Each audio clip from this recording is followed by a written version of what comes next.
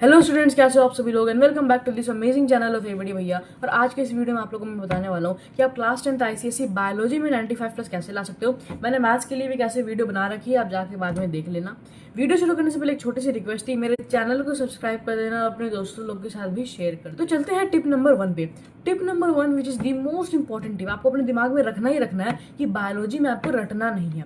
देखो, अगर आप रटने ही जाओगे ना तो आपका टाइम खत्म हो जाएगा लेकिन सिलेबस खत्म नहीं होगा, क्योंकि आईसीएसई बायोलॉजी का जो सिलेबस है वो बहुत वास्ट है, इसलिए आपको कॉन्सेप्ट समझना पड़ेगा रादर देन रट। तो स्टेप नंबर 2 पे चलते हैं। टिप नंबर 2 है कि आपको अपना सिलेबस समझना पड़ेगा।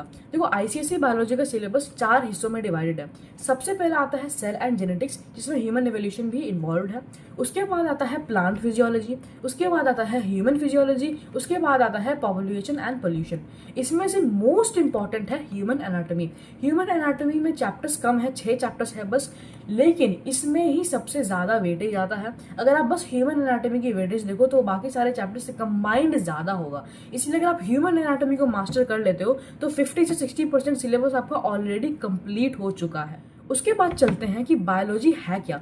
Biology is about concept clarity, diagram practice and smart work. Smart work कैसे? अगर आप कोई चैप्टर पढ़ रहे हो तो उस चैप्टर को आपको लाइन बाय लाइन रीड करना पड़ेगा, तभी आप वो चैप्टर अच्छे से समझ पाओगे। ये हुआ स्मार्ट वर्क। टिप नंबर 4 पे चलते हैं। अब मैं आपको बताऊंगा कि आपको पढ़ना कैसे है। पढ़ने के लिए आपको सबसे पहले लाइन बाय लाइन सारे चैप्टर्स पढ़ने हैं।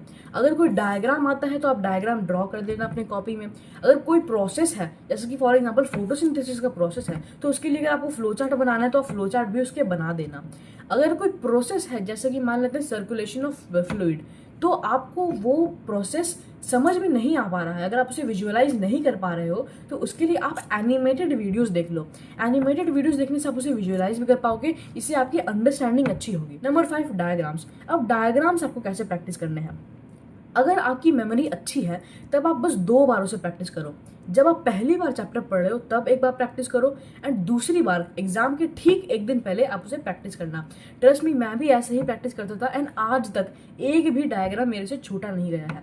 लेकिन आपकी मेमोरी स्ट्रांग नहीं है तब आपको हर एक डायग्राम 4 बार प्रैक्टिस करना पड़ेगा। जो इंपॉर्टेंट डायग्राम्स है वो मैं आपको बाद वाली वीडियोज में बताते रहूंगा, लेकिन अभी के लिए आप सारे चैप्टर्स, सारे डायग्राम्स 4-4 बार प्रैक्टिस कर लेना। अब आपको क्या करना है, अब आपको क्वेश्चन प्रैक्टिस करना है। क्वेश्चन प्रैक्टिस आपको कैसे करना है? क्वेश्चन प्रैक्टिस मैंने आपको बता दिया है। आपको कौन सा सेलिना वाली बुक यूज करना है इस वीडियो में मैंने ऑलरेडी बता रखा है क्यों।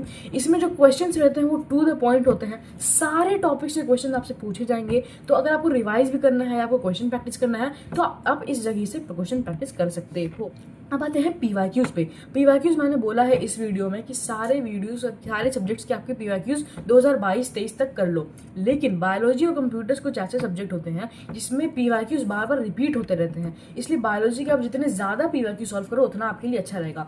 आपको मैं बोलूंगा 2015 तक के आप पीवाईक्यू सॉल्व कर लो, क्योंकि रिपीटिंग क्वेश्चन आते रहेंगे, आपको डायग्राम्स रिपीटिंग मिल जाएंगे, डेफिनेशंस मिल जाएंगे, डिफरेंसेस मिल जाएंगे। तो with that is a very high chance कि जो क्वेश्चन आप पीवाईक्यूज में प्रैक्टिस करोगे वो क्वेश्चन आपको दोबारा 2027 के एग्जामिनेशन में दिखने को मिल जाएगा। उसके बाद आपको जो आंसर्स लिखने हैं वो टू द पॉइंट आंसर लिखने हैं। आपको लंबा चौड़ा घिसना पिटना नहीं है, क्योंकि भाई साइंस में आपको टू द पॉइंट आंसर लिखना होता है। अगर 2 मार्क्स का भी क्वेश्चन है, आप एक लाइन में लिख दो लेकिन दोनों कीवर्ड्स उसमें हैं, तब आपको 2 मार्क्स मिल जाएंगे। उसके बाद जाते जाते कुछ इंपॉर्टेंट टॉपिक्स एंड चैप्टर्स बता देता हूँ। इंपॉर्टेंट चैप्टर्स आपके रहेंगे सबसे पहले एब्जॉर्प्शन थ्रू रूट्स, उसके बाद photosynthesis, circulatory system, nervous system, sense organs, the reproductive system and pollution. देखो, पोल्यूशन ज्यादा हार्ड चैप्टर नहीं है, लेकिन उससे भी अच्छे खासे क्वेश्चंस आ जाते हैं, तो उसे इग्नोर मत करना, अच्छे से उसे भी पढ़ना, लाइन बाय लाइन पढ़ना। ये मत देखना कि भाई ये चैप्टर तुम्हें को अच्छे से आता है, मैंने 1000 बार पढ़ रखा है तो उसको मैं स्किप कर दे रहा हूँ। ये आपको नहीं करना है, बहुत सारे क्वेश्चन उसमें से आते हैं, तो उस चैप्टर को अभी आपको लाइन बाय लाइन पढ़ना है। अब एक बात आपको ध्यान रखना है, 95 plus is not for everyone, is not for brilliant students, but it is for them who are consistent. तो भाई, अगर आप 95 प्लस करना चाहते हो तो कमेंट कर देना that I am going to start my 95 journey and I will definitely reply to motivate you. I guess that's it for today's video. ऐसे ही मजेदार वीडियोस में बाकी सारे सब्जेक्ट्स के लिए लेके आऊंगा। मैंने एक व्हाइट बोर्ड भी लगा रखा है, तो आपके लिए पढ़ाई की भी वीडियोस बहुत जल्दी आने वाली है। तो चैनल को सब्सक्राइब कर देना, वीडियो को शेयर कर देना, एंड आई गेस मिलते हूँ आपको अगले वीडियो में। तब तक के लिए बाय बाय।